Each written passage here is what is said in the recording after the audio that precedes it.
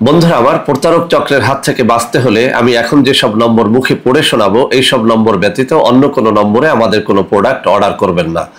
01825554466, 01825554455, 01788746430, 09647450450। আসসালামু আলাইকুম রহমতুল্লাহি ওয়া বারাকাতুহু। বিসমিল্লাহির রহমানির রহিম। আলহামদুলিল্লাহি রাব্বিল আলামিন ওয়াল আকিবাতু লিল মুত্তাকিন ওয়াসসালাতু ওয়াসসালামু আলা নাবিয়্যিহি মুহাম্মাদিন ওয়া আলিহি ওয়া আসহাবিহি আজমাইন। আম্মা বাদ। সম্মানিত দিনদার ভাই বোনেরা, আজ আমি আপনাদের সামনে অত্যন্ত গুরুত্বপূর্ণ একটা ভিডিও নিয়ে হাজির হয়েছি। বন্ধুরা আমার, আপনারা সবাই জানেন এই কিছুদিন আগেও বাংলাদেশের কিছু প্রত্যন্ত অঞ্চলে বন্যা দেখা দিয়েছিল। এছাড়াও এখনো বাংলাদেশ এবং ভারতের কিছু কিছু অঞ্চল বন্যার পানিতে প্লাবিত। তো বন্ধুরা আমার, আপনারা সবাই জানেন সাপ মূলত বনে জঙ্গলে বসবাস করে, কিন্তু যখন বন্যার পানিতে সমস্ত মাঠ ঘাট জঙ্গলগুলো তলিয়ে যায় তখনই কিন্তু সাপগুলো লোকালয়ে চলে আসে। তো বন্ধুরা আমার, এই বন্যার সময় এ কারণে কিন্তু সাপের উপদ্রবটা অনেক বেড়ে যায়। এ সময় কিন্তু অনেক মানুষ মারা গিয়ে থাকে এই সাপের কামড়ে। তো বন্ধুরা আমার, এই বন্যা শুরু হওয়ার পর থেকে বাংলাদেশ ও ইন্ডিয়ার অনেক ভাই ও বোন আমাকে বারবার রিকোয়েস্ট করেছিলেন যে স্যার, এই সাপ নিয়ে একটা ভিডিও তৈরি করুন, কিভাবে আমরা সাপের কামড় থেকে বাঁচবো এবং সাপ কামড়ে দিলে কিভাবে তার বিষটা আমরা নামিয়ে ফেলবো, ইত্যাদি ইত্যাদি বিষয়ে। তো বন্ধুরা আমার, এই সম্পর্কে বলার আগে একটা বিষয় আমি আপনাদের সকলকে অত্যন্ত গুরুত্বের সাথে সতর্ক করে দিতে চাই। আপনারা অনেক সময় লক্ষ্য করবেন যে বাজার ঘাটে অনেক সময় অনেক ভণ্ড প্রতারক কবিরাজ এবং ক্যানভাসাররা রাস্তার পাশে দাঁড়িয়ে অনেক রকমের ভুয়া গাছরা বিক্রি করে থাকে এবং তারা বলে থাকে যে এই গাছরাটি আপনার সাথে যদি আপনি রাখেন তাহলে কখনোই সাপ আপনাকে কামড়ে দিবে না। তো বন্ধুরা আমার, আমি আপনাকে আল্লাহকে সাক্ষী রেখে একটা অনুরোধ করব, বিশ্বাস করেন এই কথাটার মতো ভুয়া ডাহা মিথ্যা কথা পৃথিবীতে আর কিছুই নাই।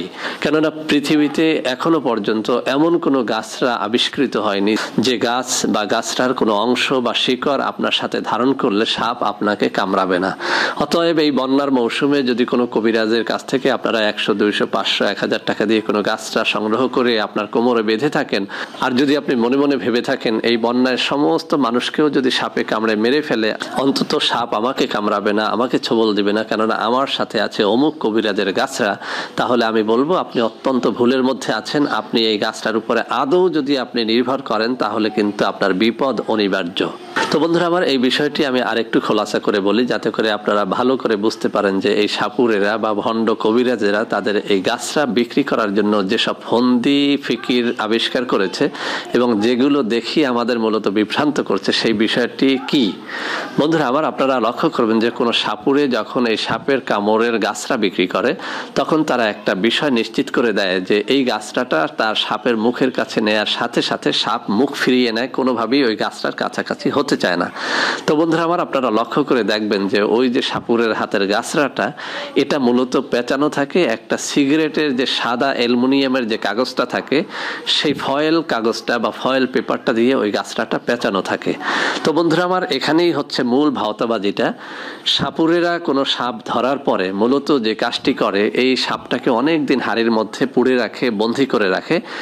এরপরে ওই সাপটাকে ধরে বিষ দাঁত ভেঙে দেওয়া হয় যাতে ওই সাপ আর কখনোই তাকে ছোবল দিলে কোনো বিষ তাকে আক্রান্ত না করতে পারে, এবং ওই সাপের মুখের ভিতরে কোনো লোহা গরম করে তারপরে ছ্যাঁকা দেওয়া হয়। তো বন্ধুরা আমার, যে সাপের মুখে একবার কোনো লোহা বা স্টিল গরম করে ছ্যাঁকা দেওয়া হয় ওই সাপ এতটা ভয় পেয়ে যায় যে পরবর্তীতে সে লোহার মতো স্টিলের মতো কোনো কিছু দেখলেই সে কিন্তু ভয় পেয়ে যায়।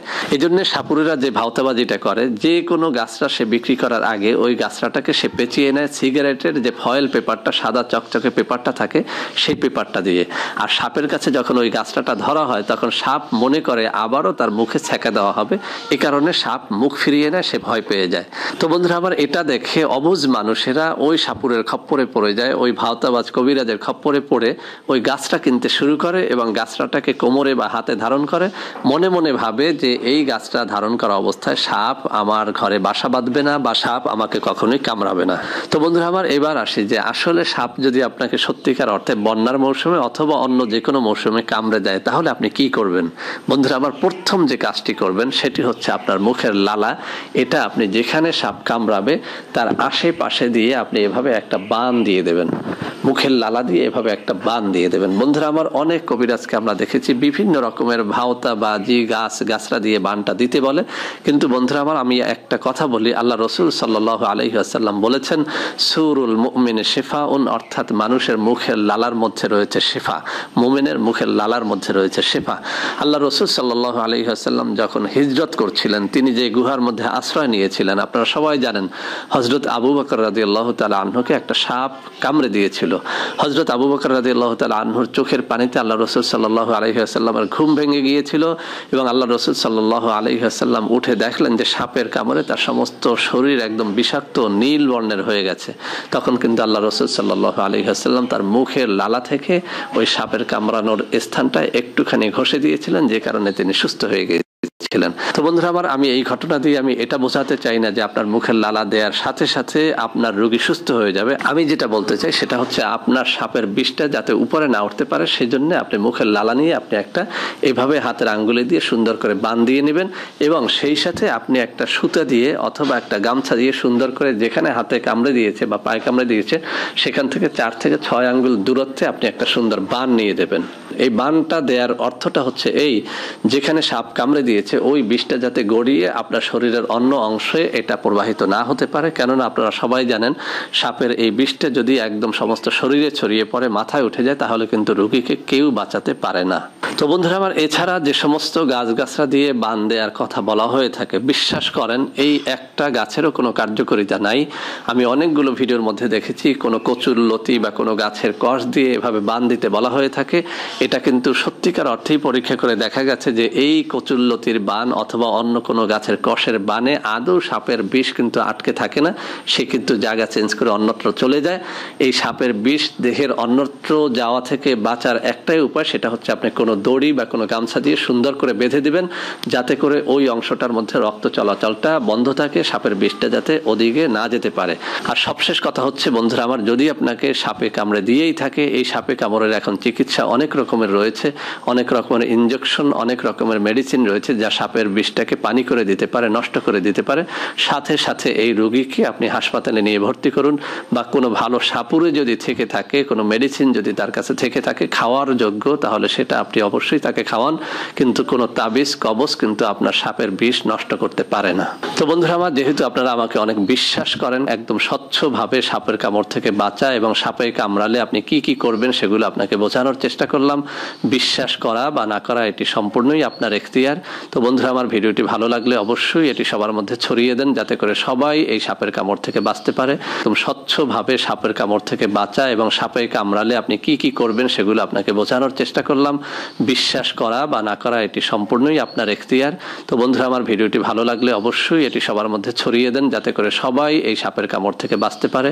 বন্ধুরা আমার, আশা করি আজকের ভিডিওটি আপনাদের অনেক অনেক কাজে দেবে। ভিডিওটি ভালো লাগলে লাইক করবেন, কমেন্ট করবেন, শেয়ার করবেন, আমাদের চ্যানেলটিকে ভালোবেসে সাবস্ক্রাইব করবেন। আল্লাহ হাফেজ। আসসালামু আলাইকুম ওয়া রাহমাতুল্লাহি ওয়া বারাকাতুহু।